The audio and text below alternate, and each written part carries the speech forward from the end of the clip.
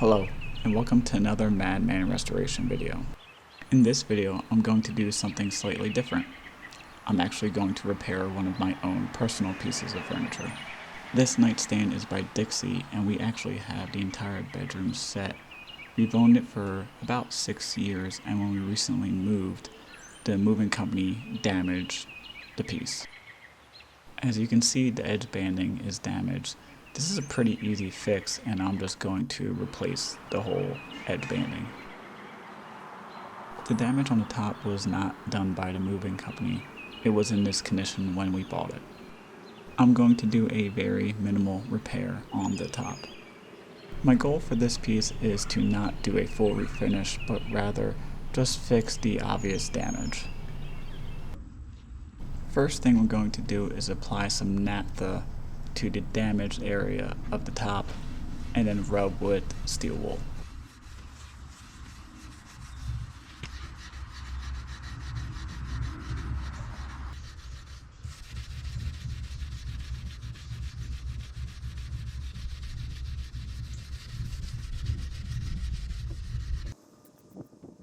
When you use naphtha, you may find that it leaves a white film residue behind. I'm not sure why it happens. It may have something to do with the humidity. Don't be alarmed. I am fine. All I do is wipe it with a lightly damp rag.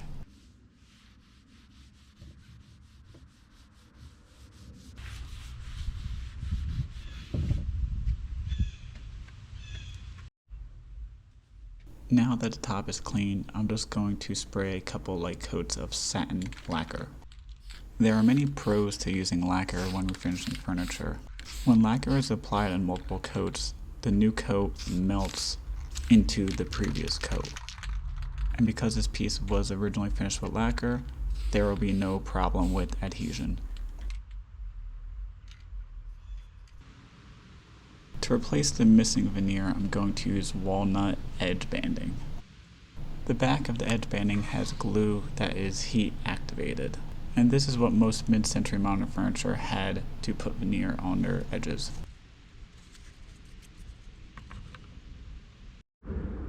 Before I apply the new edge banding, I have to remove the old. And to do that, I'm going to use a chisel and my hand as a hammer to gently remove the veneer.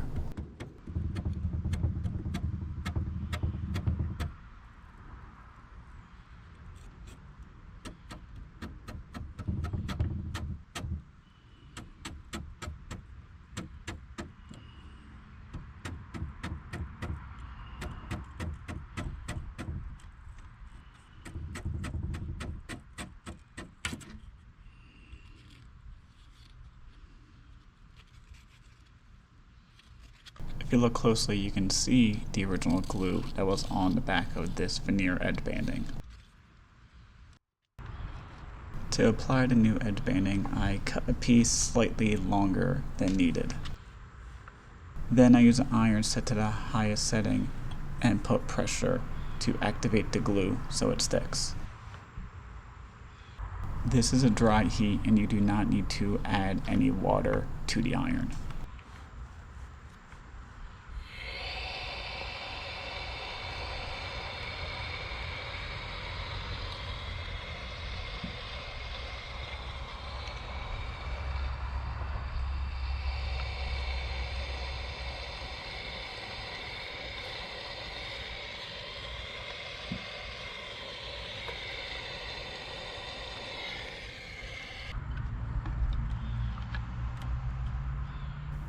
Next, I like to trim the excess off the edge with a utility knife.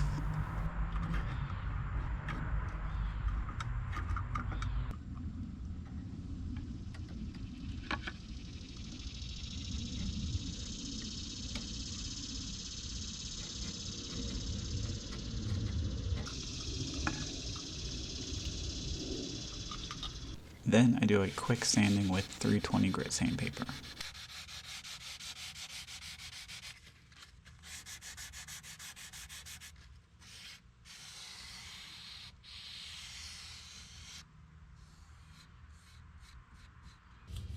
Next, it's time to add color, and to start, I'm going to use Mohawk Medium Brown Walnut Wiping Stain.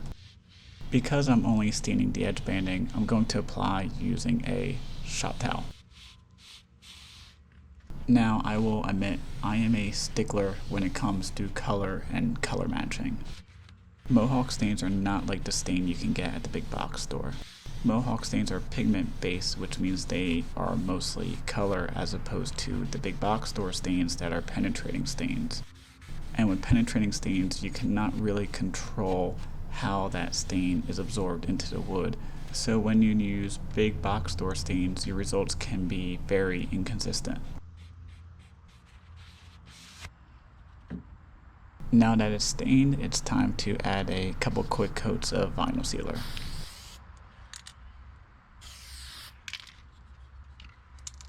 Then I lightly scuff with a green Scotch-Brite pad.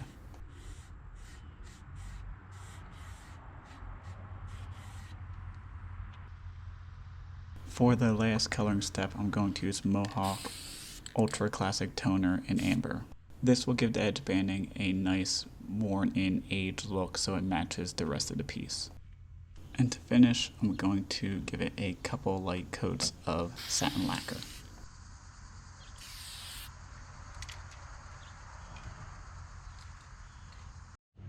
My original plan did not involve repairing these veneer patches. However, since I have veneer from the edge banding, I'm just going to cut pieces from that and add it to the missing veneer on the drawer.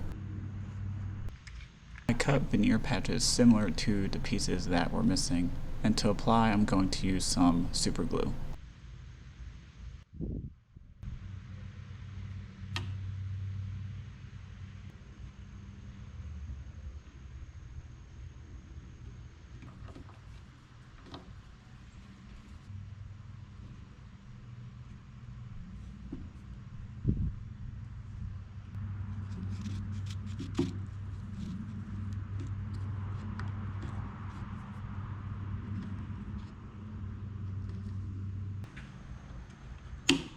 After a few minutes, I removed the clamps and trimmed the veneer patches with a utility knife.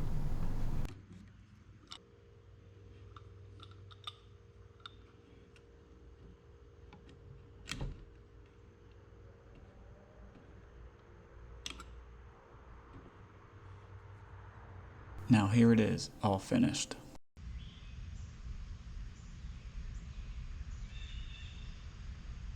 When I refinish for clients, I make sure everything is perfect, but for myself, I'm not too worried about it.